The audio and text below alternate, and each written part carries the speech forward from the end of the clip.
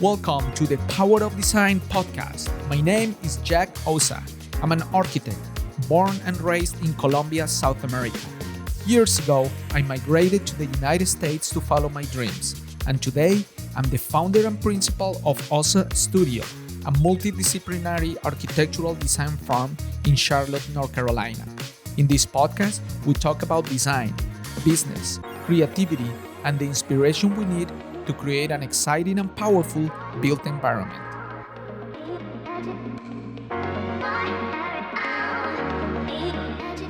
What happens when branding, sales, marketing, and AI all start with the same question?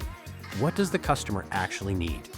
Ian Cromie, president of Breeez, joins Jack Ossa to explore how small and mid-sized businesses can build trust, generate better leads, understand the customer journey, and turn everyday conversations into useful business insight. They also discuss Ian's career in sales, industry specialization, and why AI creates the most value when it solves a real problem.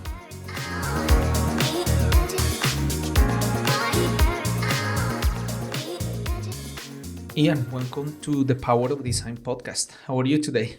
I'm really well, thank you, and thank you for inviting me. Yeah, I'm excited to have you here. I know we have only talked about 2 times. Yep. Yeah, that we met recently, and I was very impressed by what you do, about your story, your business. So I'm excited to have you here to learn more about you and your life, and give the listeners another perspective from other listeners. I'm happy to share. So why don't we start by just give me a quick overview of your business, like big picture, and then I want to go back to learn about you. Where are you from, and how did you get here? Okay, so I co-founded Breeez, which is branding, digital marketing, an AI company. We specialize in providing what would be classed as big agency services to the small to medium business market, where maybe a business can't afford to have a social media person, an SEO marketing AI person, and we give them access to all of our various skill sets for a monthly fee. Mm-hmm. And we are very focused on lead generation. Okay. We whilst we love the branding and the design and the prettiness of things, it has a purpose. Sure. And that is making our customers money by finding them new customers. Yeah. So that's at the heart of it. Oh yeah, basically. no, that's a great explanation. All right, so tell me a little bit about yourself. Where did you grow up? So you can tell by my accent, from England. Mm-hmm. I was born in Manchester and lived a lot around the UK as I grew up. And then I trained to be an accountant, a CPA. Wow. Here. Yeah. And I've got to say I wasn't in love with it. Yes. I found it to be quite not me, let's put it that way. Yeah. And I then switched and went into sales, and specifically sales around home improvements, windows, doors, and you call them sun lounges, we call them over there conservatories. Yes. And it turned out I was reasonably good at it. So I ended up staying in it and working in it for probably about 15 years in total. Wow. And ended up running sales teams and as well as going out myself. So that was the early part. That's where I got to enjoy dealing with lots of various characters and things. What do you think made you good at sales? I would say a few things. One is that I enjoy connecting with people and listening to what they're up to and what they want. So, there's that old cliche of listening is a sales skill, which is one thing. But also is this belief that I needed to match their need as opposed to, sometimes that was what's best for them rather than what do they think they want? Yes. And the other thing is, I'm quite an enthusiastic person at heart. Yeah. So enthusing about what we could develop for them was one thing, and I think one good thing that kept me going and kept getting me recommendations and referrals was I created a thing I called my cup of tea test. Wow. and it was, this was back in the 1980s, and there were a lot of, I think over here you call them snake oil salesmen. Yeah. And I developed this test, which was where when I left the house, the property, the business or whatever, was that if I believed I was going to get invited back for a cup of tea after they own the product, then I'd done the right thing. Right. So that got me through. How did you get to that conclusion? That's where my referrals were coming from. When people were happy, I looked at why were they happy? Yeah. What made them refer me? Yes. And it was always around trying to see when you're in there, it's not just selling a product or a service for what was good for me, but it was what was good for both of us. Yeah, obviously I had to earn a living. Yeah. My company had to make money. Yeah. But at the same time, I wanted to know that my customers actually were proud to say, hey, I dealt with Ian, or I got these from the company was called Style. So that was when I realised that it's much easier if you're prospecting to have a load of people saying go to Ian rather than having to go knocking on doors 5 nights a week, which I did in the early days, in a cold, wet English evening. Sure. Knocking on doors saying, asking people if they wanted windows and doors and conservatories. Don't care what anybody says. It's not fun. Yes, I know. Sales is something that I'm also very passionate about, because when I started my business, I was an architect for about maybe 15 years working for others, so I never had to sell. So I've been kind of going through learning what that is in these 9 years in business, and it's incredible because it changes. You learn more. You become better at it. You develop your own style. Yeah. And it's incredible how we have names of companies and people do business with this company. At the end of the day, it's people to people. Yep. The deal is made between two humans. Yep. One saying a number and the other one agreeing for it. That's the negotiation part. Yes. Absolutely. I think what really triggered or really brought it home to me was trying to imagine how people would behave with you after they own the product if you've done a bad job. That's not a nice experience when things go wrong. Right. So I was always very mindful of doing the right thing for them so that they would be happy to see me after they've got my product. Right. And that was at the heart of it. Yeah, and because that's so the sell is before they have experienced your product or service. So that's kind of the sales part of the sell. The other one, when you're delivering, you're selling again. Yeah. So that's where you need to do what you said you were gonna do, or better, at least. Under promise and over deliver. Yes, it's always the motto. Yeah. Okay. Cool. Yeah. So what happened after you had that job? So after that, I ended up moving. I was running sales team, and I ended up being approached and moving to Yellow Pages. They were looking in the UK for marketing managers, specifically in selling to the small business arena. And that kind of floated my boat. A lot of my clients were small business owners anyway. Yeah. So I moved to Yellow Pages back in the 90s and worked with them managing sales teams. And then my interest in the business side of things got me sucked into head office and trialing new concepts. And funnily enough, I got asked to do some user acceptance testing for a new system. They'd developed an in-house system.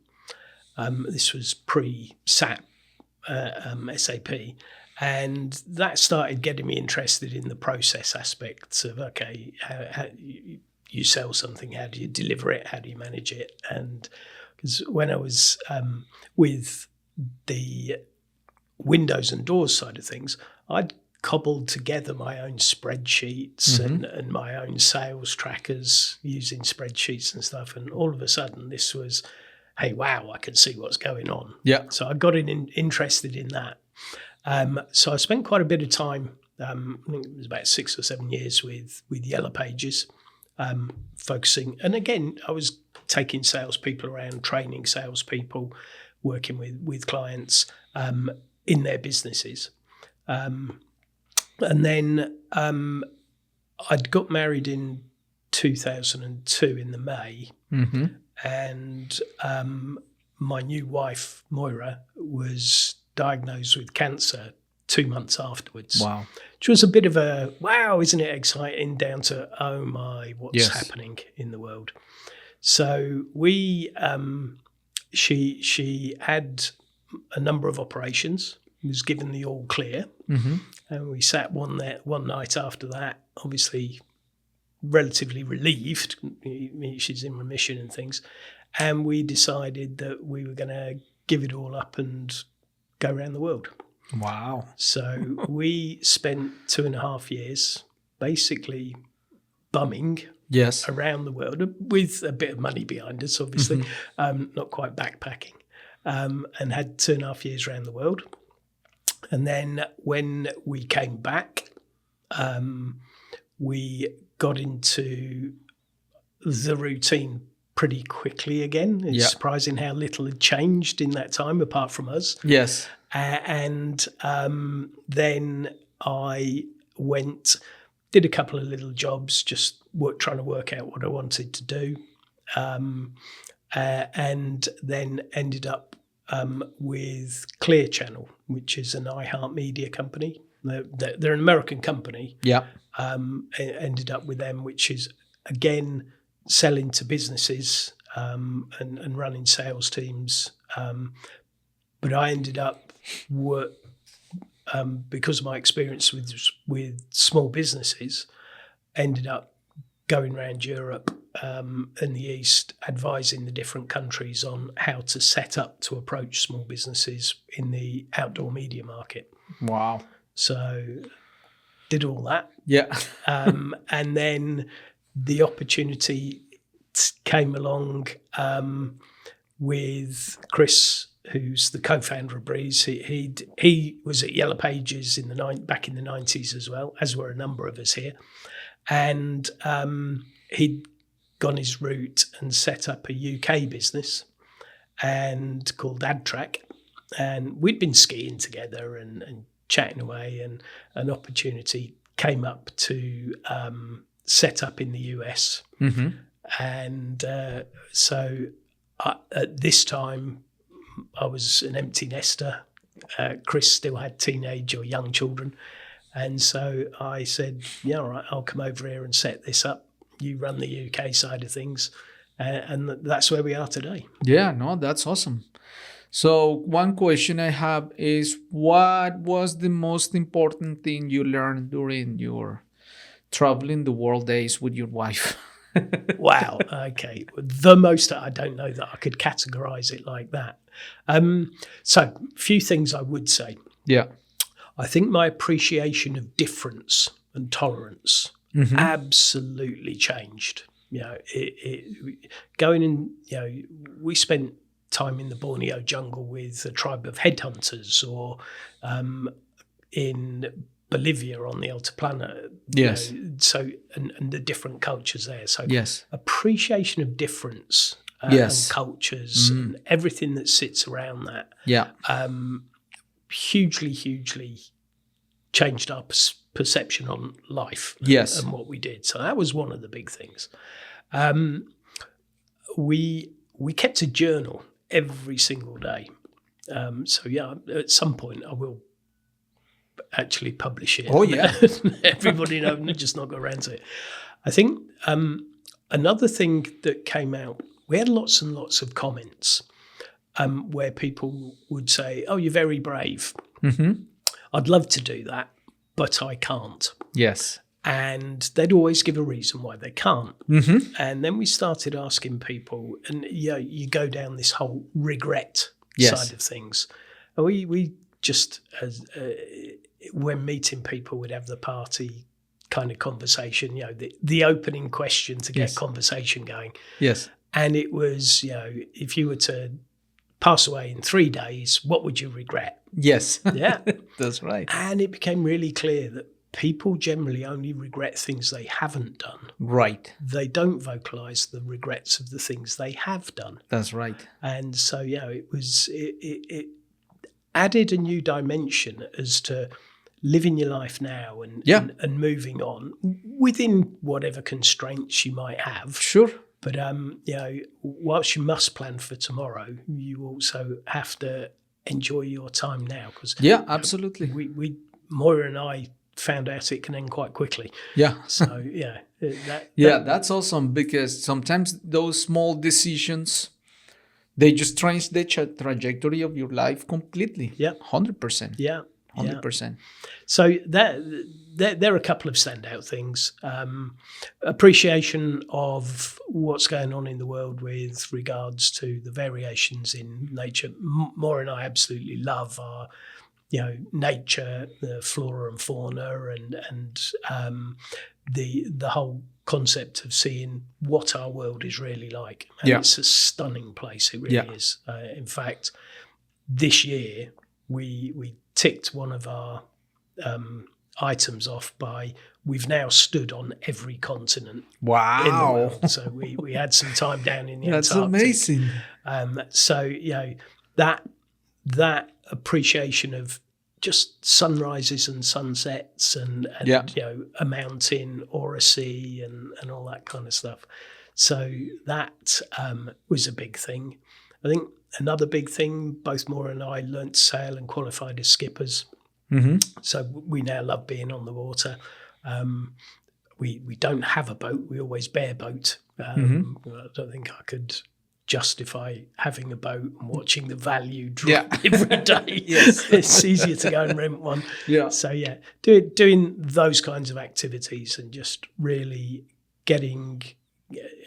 filling your time with activities that you create memories. As opposed to just doing nothing. There's time to do nothing, but there is so much out there, an opportunity to see things and experience things. I'd encourage anybody to get out and do it. Yeah, that's awesome. All right, so going back to your business today. Okay. Who are your clients? What kind of services do you guys provide? Okay, so our clients are predominantly small to medium-sized businesses.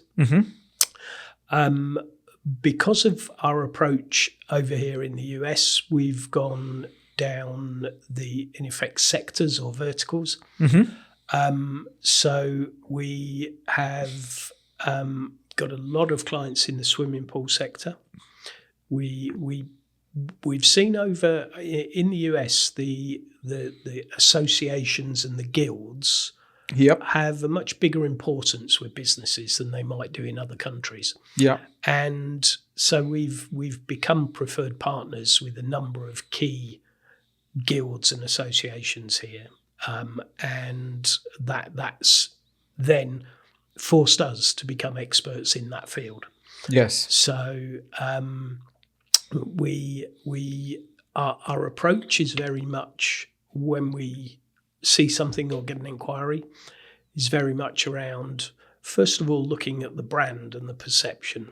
And of our clients over here, we've rebranded around about 80% of them.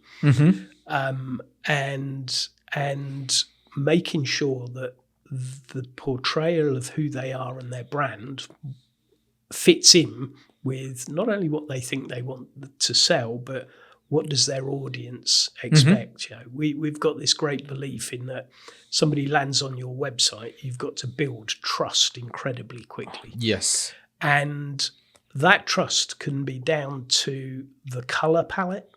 It can be down to the formatting and look and feel of the logo, and the layout.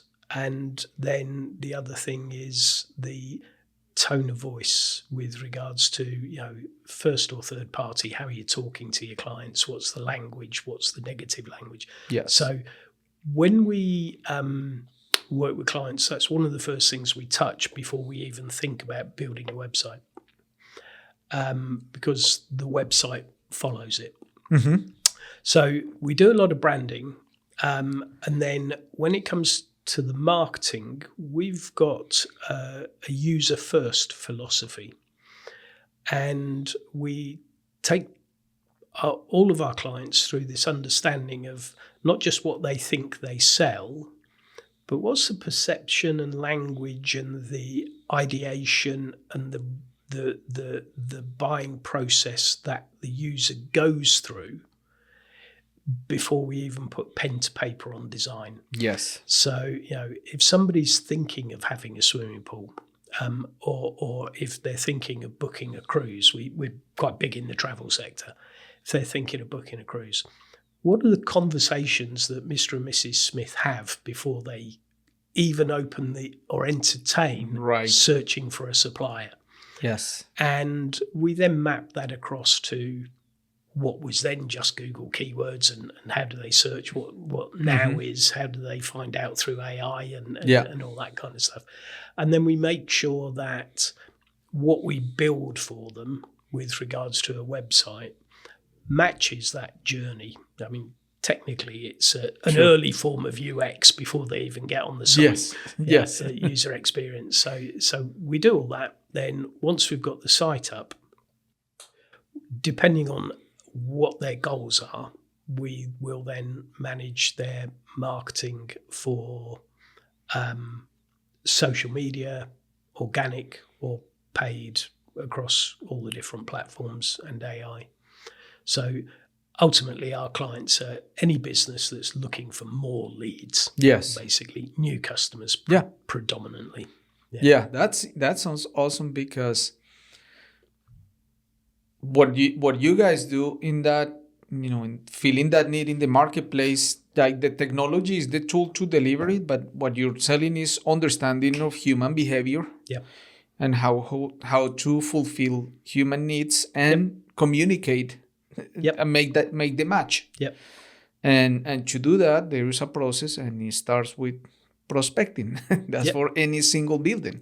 So it's business, and it's interesting because every single business in the world is the same.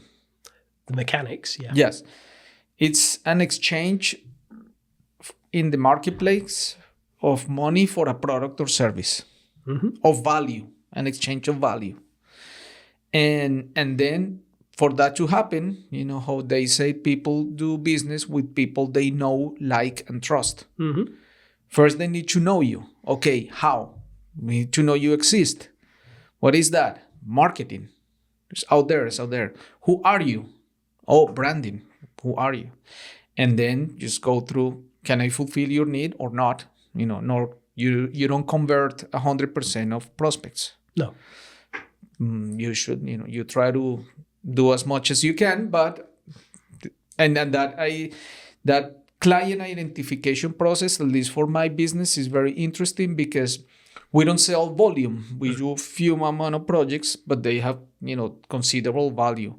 So client identification is key for me, because I realized at the beginning of my business, I was writing proposals and spending hours and hours, and I did not get the project.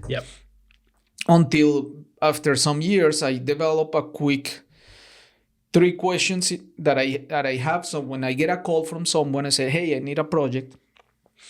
So I already kind of put up my setup software that I created, and it's 3 questions to understand if we can fulfill their needs or not. So the first question I ask is, okay, you have a project, you're gonna do this. Okay, have you done this before?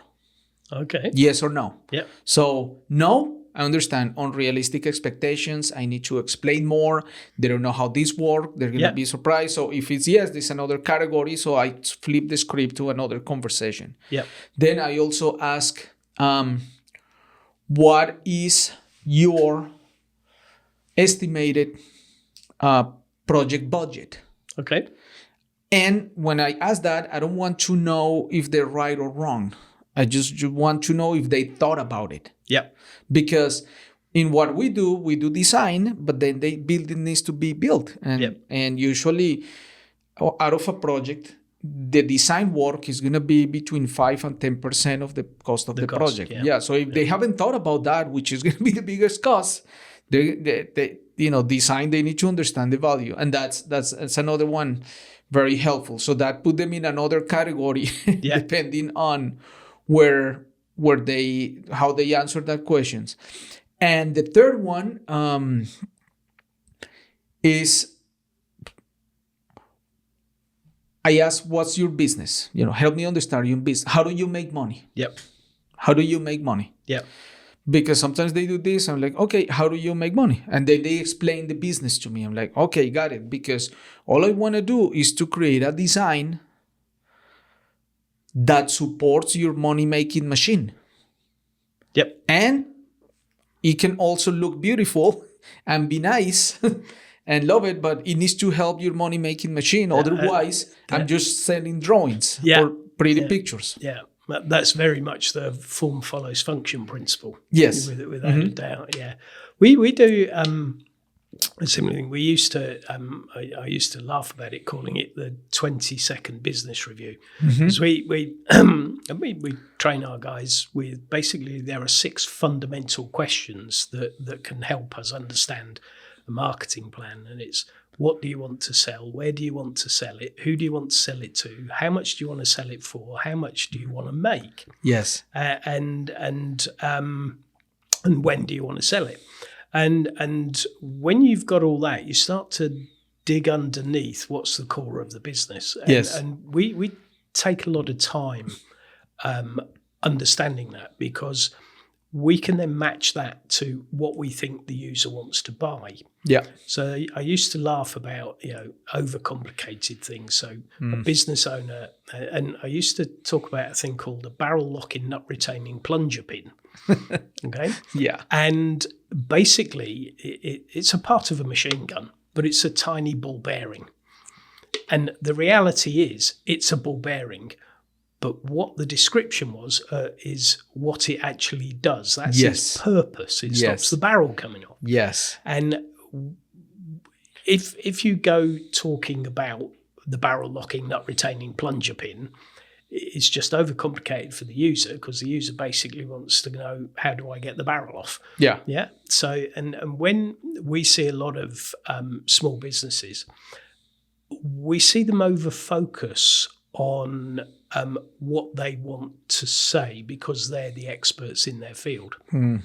Yes. So it might be a pool company, for example, might use the word gunite with somebody that's never had a pool before. Yes. And gunite isn't a common word. Right. Yeah. So, making sure that you set your tone and your explanation levels, a bit like in your first question, have you ever done this before? Yes. For new customers, we like to educate our clients to help them understand what the user's thinking, as opposed to just going in banging on about what you sell. Yes. Because if your user doesn't understand the technical aspects of it, they're much more interested in what's in it for them. Oh, yeah. Will I be able to jump in my swimming pool, and will it always be clean? And that's right. And or if it's a cruise, will I get picked up? Where do I go? Will I have a nice room? Will I have a balcony? Yeah. And that viewpoint we've seen with a lot of business owners when it comes to the website. It's very much more of an education process from our point of view to help them connect with their customers. And that then also goes down to, and we do a lot of work supporting them with phones. So we've got software inside our website, which means that the phone numbers the user sees are unique to the website.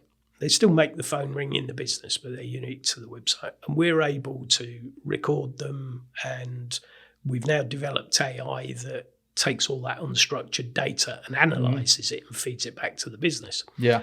But I go and listen to a lot of these calls. And in those early days, I'll help the business with how to handle calls when it comes from a website. Yeah. Because it's a different beast to, because if somebody's come through a website, predominantly they are going to be new customers. Yes. So how do you approach them? How do you handle them? How do you get the users got to the point where they're excited enough to pick the phone up about the product, and therefore you've got to maintain that excitement and be on their side of the fence. Yes. Before you start explaining about how we work, or yes, these are our charges or anything like that. So that's something that we help with.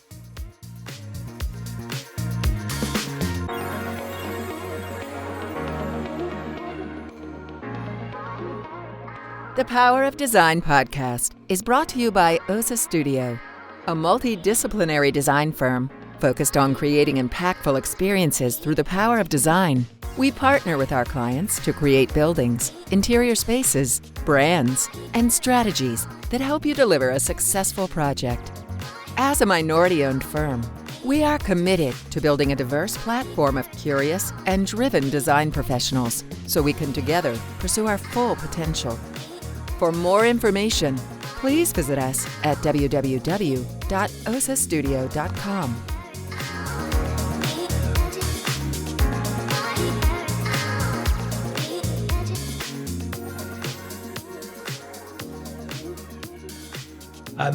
Another thing that we absolutely love doing is the analytics, and this is where we like to help people on the business side, is you would be surprised how many businesses don't answer their telephones. It is scary. Yes. Yeah? We've got a lot of statistics around it, but we've got certain industries, especially in home improvements like roofers, plumbers,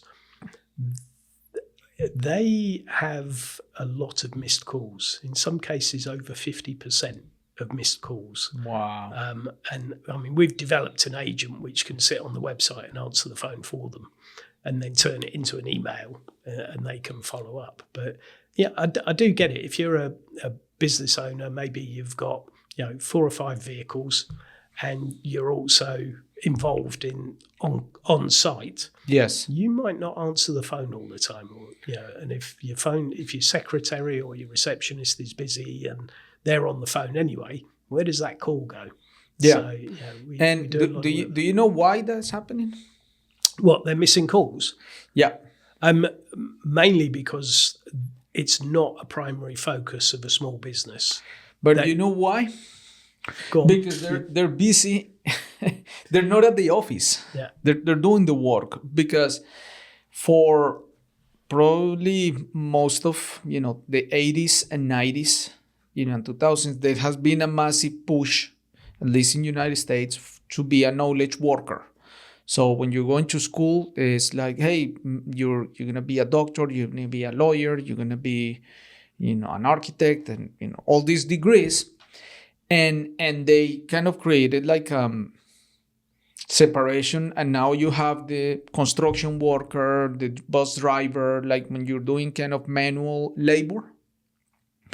It became like nobody wanted to do that. So we are going right now through a huge generational transition, because there is a big gap in the trades to do work with your hands. Mm-hmm. And we see it in construction very close, because we work with construction companies right now, and they all are desperate for people, because there are no people to do the work with the hands, because everybody wanted to be the doctor. Yep. So there is a big gap and a that's one of the things I heard a lot now, that they're asking younger people to go back to the trades because AI cannot do manual work. Yep. It can do a lot of stuff and maybe a robot, but this being a plumber or being an electrician is gonna become very highly paid business, which it should be. It's a lot of high work. So I think you're just at the beginning of your customers, and you're gonna have way more. There's definitely a level of that. We've seen quite a number of our customers where we've driven leads into the business. Yeah. They hit a point where they can't handle them because they can't get Oh enough my God. workers. Imagine that. It's a great first world problem, isn't it? Yeah. I guess you have thought about, all right, where is the biggest hole? And let me start that business. Yeah, well, there's that. In fact, I was one of our clients is an entrepreneur. He's here in Charlotte, but he spotted the number of commercial car washes increasing. Very fast growing industry. Yes. And he saw a gap in the supply chain. And so he set this business up. We're now running his marketing and stuff, but he only supplies to the car wash industry. Yes. And Joe, it's exploded. It's more than doubled in the last 10 years, the number of car washes. So I have a client that we're doing work renovating a car wash, and he owns like 14. Yeah. Yeah. Yeah. And they're just popping up everywhere. Yes. Yeah. It's a good business. Yeah. And he's the one project we're doing here in Charlotte, we're expanding it because the lines are too long. Yeah. They need more space. Yeah. Yeah. To keep up with demand. We've seen it. Yeah. Yeah. Yeah, without a doubt.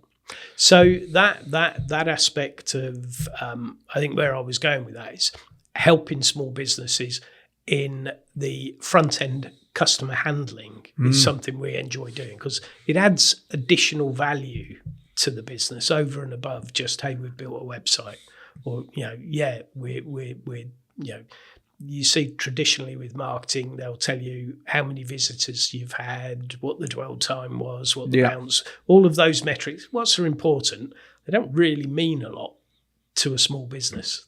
What really means a lot to a small business is the phone ringing, or am I getting the forms through? That's right. And then am I converting them? So we focus firstly on driving the traffic, the quantity aspect of it. Yeah. And then we focus on the qualitative aspect of it. So, by qualitative is it the right type of inquiry? But also, how do you handle it? Can we help you turn that from, a conversion for us is somebody that picks the phone up and rings the business. Right. But a conversion for them is, does it turn into an appointment where they make a sale? Yeah. And helping them with that. And we've got quite a few guys that are ex-Yellow Pages or ex-business-to-business salespeople. So we've got some expertise where we run small seminars for our clients to help them with that as just an added value service. We don't charge for it or anything. Yeah. So, and I'll run telephony answering training services, and we know then that, funnily enough, for us, it helps their staff, it helps them convert, but it makes our customer that more sticky. That they're going to likely stay with us for longer if they're converting the leads that we're pushing through. Yeah, absolutely. Yeah. So, absolutely. Tell me about what you guys are doing with AI in your business, because I know you guys are pretty heavy engaged. Yeah. So we've set up a separate AI company called Air Insights, and it does link back to this tech side of things when the other side of the wall. So up until now, we've been full of analytics around what's going through the website. But now, with all of the sites having telephony on them, we've built a platform whereby all of the calls that get recorded, we now have AI analyze them, and based on a specific business need, we're able to provide data on what's happening with those calls inside their business, not just what we're driving in. So we call them air tags, but we tell the AI. So maybe it's service calls is important to a client, or even down to service engineers, or which parts are being serviced. So we've got a garage door company that massively changed their model because we were able to tell them that certain aspects of their garage door were starting to need a lot of replacements and going wrong. And we were able to give them that insight before it hit the P&L. We were able to tell them that you're starting to get calls on this type of garage door early on, and they're leading to service calls. And because we can see whether it's a previous caller or an existing customer linked into their system, this is now becoming a multiple effect. And he was able to go and look at that range of garage doors that he was using and put bits in place to stop these service calls coming in. Almost like a product recall in advance. So we're able to do that. We're also able, with the analytics, to give the user insight into how their staff are handling the calls. And the calls are all recorded anyway. But also we're able to give them things like insight into the values of the calls, because we know if a cruise comes in and it's asked for a certain cruise line and a certain thing, we know what the values of those cruises are, and we can extrapolate. So it now gives them insight into the value of the inquiries and then their conversion rate and the value of their sales. So they can start to look at, do we see some of our salespeople converting at different rates based on what was put in front of them to what their sales were? So lots and lots of insight. And it's, Jack, it is almost changing by the day with what we can do. So at the moment, we're developing the agent to be able to handle emergency responses. So if somebody's with a travel agent on a tour and they miss a flight or they miss a connection and they ring up and saying, help me, it can identify whether or not this needs to go straight to a human on an emergency call or whether it's a query that's enough that can be handled in business hours. So, because of the time difference, if somebody's, I'm in Rome and I've missed my flight, well, that could be happening while America's in bed.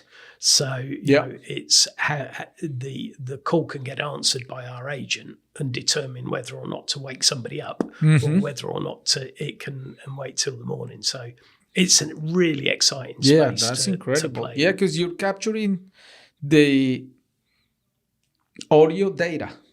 That's what's incredible, how capturing it. And then once you capture it, you have it all together, you can do whatever you want with that. And it's being able to structure it. I think that's the real information where it starts to benefit the business. And we'll work with the client and tailor that structure based on what's important to them. So, we've had one where we can see already the number of it's in the travel industry. The number of internal flights inquiries they were getting was taking up a lot of their time, because they only book, in effect, bespoke packages. So being able to recognise they were getting a lot of calls that weren't relevant. And then we were looking at, well, where were those calls coming from? Why were they getting them? And then going back to the website and the marketing to say, okay, we need to eliminate that. So they're not, it's good for the user because they're not being told, no, we don't do it. Great for the business because they're not spending time saying, no, we don't do it. So that's where it becomes really quite powerful. And from our point of view, really exciting it feels like everyone is a new project now. How do you feed the top of your own funnel? How? Few ways. We do a little bit of our own marketing. We don't do masses with regards to AdWords, AI and things. So we pick up a level of that. But primarily we approach by sector, the sectors that we want to work in, and we'll go. So, for example, in travel, we are a preferred partner with the Signature Travel Agency, who a big organisation. All their members turn over about 15 billion a year, and we go to their conferences, we speak at their conferences or whatever. We engage with them and work with them to educate the members, and we bring the members on board. Yeah. So that vertical aspect. So at the moment, we're now doing a lot of work in the med spa, aesthetics side of things. So we've connected with a big supplier. We now start, proving our worth, and then they start recommending us. Predominantly, that leads to more and more recommendations, right? Which what keeps going. And we're over here.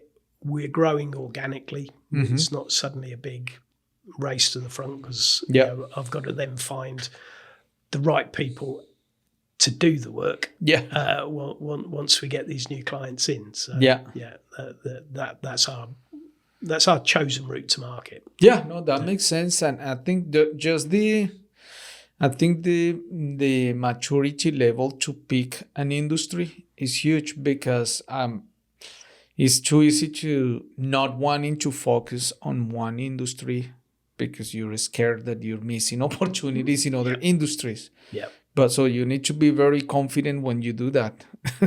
Yeah. And it takes a lot of front end time to learn about the industry. Yes. Because you can't just walk in and say, hey, we know what we're doing. Yes. We know the customer, but we have to do a lot of research into how does that market work? Yeah. And we have to, get to know the ecosystem that they operate in before we start opening our mouth and saying, we know what we're doing. Yes. You can look a big fool very quickly, can't you? Yes, that's when sense. It's you're thankful when you get the opportunity to work in an industry you haven't worked before. And that happens, that's huge, because now you have something to show, at least one. But with zero is very difficult. So I'm always thankful when clients give us project types that we haven't done before. Yeah, but we've landed in a couple of industries. So the two sectors we're in, the opportunity arose by accident. So the swimming pool one, we were running. We do a lot of work in the UK with concrete companies, ready mix. And there was a guy in Austin, Texas, who had a company that was the same name as our company in the UK. And every time he Googled himself, our company kept ranking in the UK. Yeah. So he sent an email. He saw our name at the bottom of the website, sent us an email. And so we connected and built him a website and took over his marketing. And then he comes out of the blue and says, I also own a swimming pool company. Yeah. So we had a look at it, and then that got us into, swimming pool's an opportunity. Let's dive deeper. We did a lot of research, learning. And then we were able to get into the Master Pools Guild, which is big association of the top builders in the US. And once we'd proved what we could do, they opened the doors, and we now attend their conferences twice a year. We do guest bits. We run all their marketing as well. Yeah. So the landing in a sector can happen by accident. Yes. But once you see the opportunity, we do a lot of back end work before we open the door and run through it. Basically.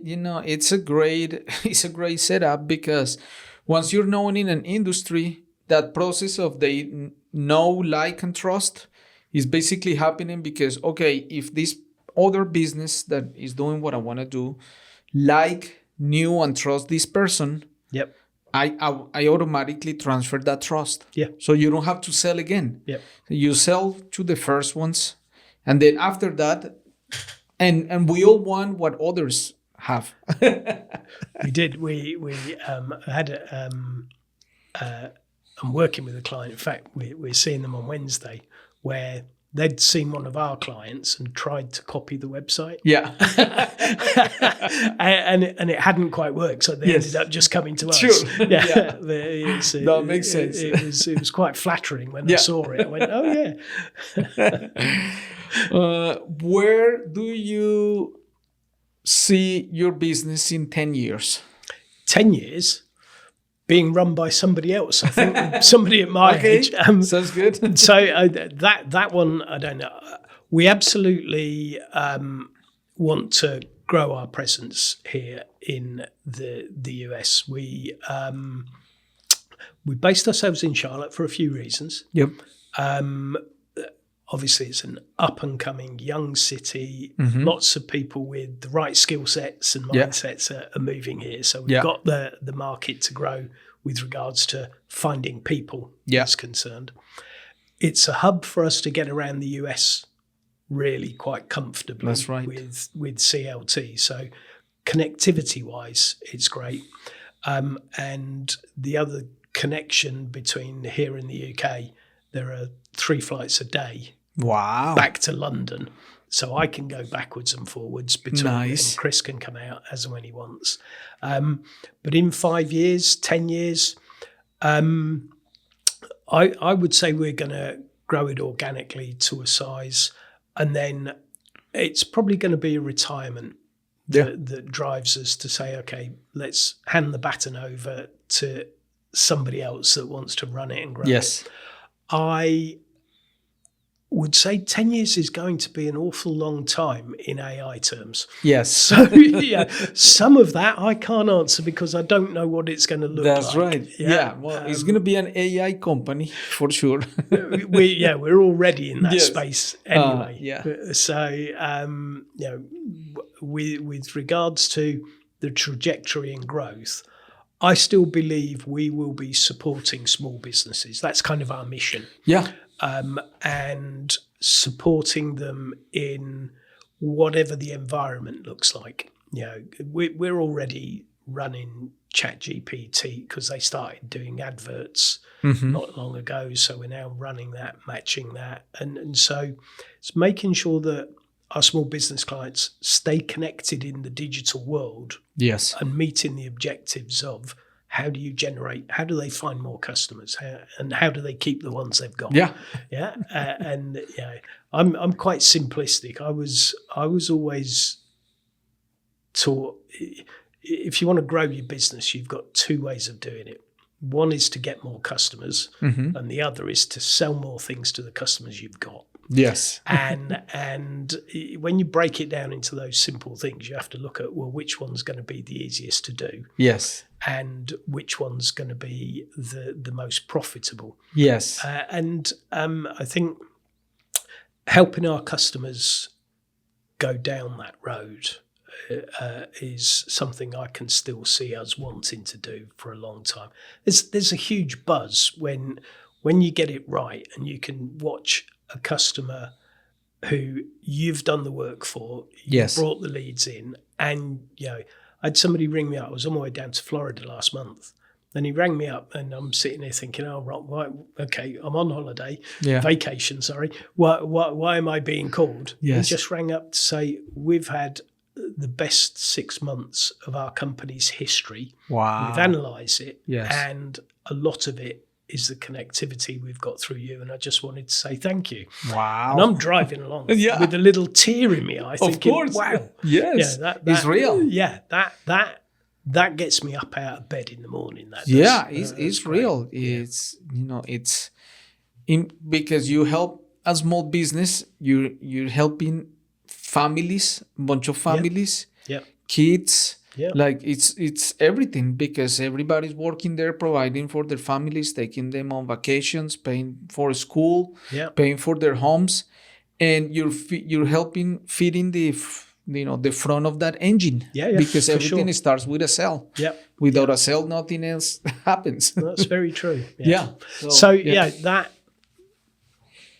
In answer to your question, I can't see Breeez changing direction away from that marketplace, that aspect. We don't want to be a big agency that just deals with going chasing the Samsung account or chasing the Verizon account, fighting with Publicis and Dentsu and WPP. We absolutely want to stay in the space where we're connecting with, and some of these small businesses aren't so small. We've got quite a few clients that are turning over 50, 100 million.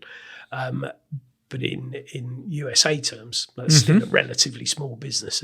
Absolutely. But what those playing conditions and what we're actually dealing with in 10 years' time, heaven knows. I know. But when it all came out, we looked at each other. With here and in the UK, we looked at each other and we just looked at and went, we've either got to embrace AI or we've got to sell up very quickly before everybody realised. And we just chose to get stuck into it, roll with it, absolutely look at it and become a business that helps other businesses through an early understanding of AI and what it can do. And I think our skill set is very much around looking about the opportunity where we can apply it to benefit our customers. That's really, it's not one of those situations. I've seen it a lot where, especially nowadays, there's no limitations to entry.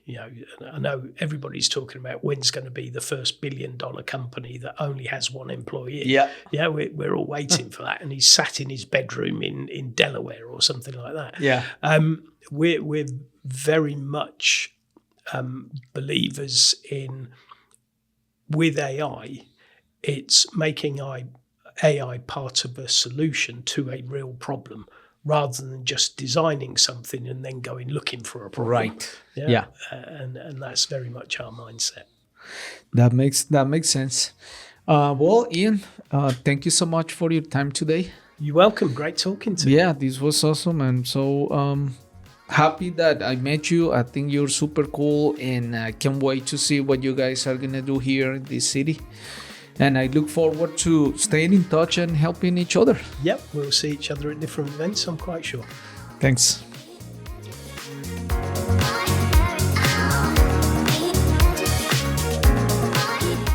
Thank you for listening to the Power of Design podcast. Please remember to subscribe, rate, and review if you like this content. And find us online at thepowerofdesignpodcast.com.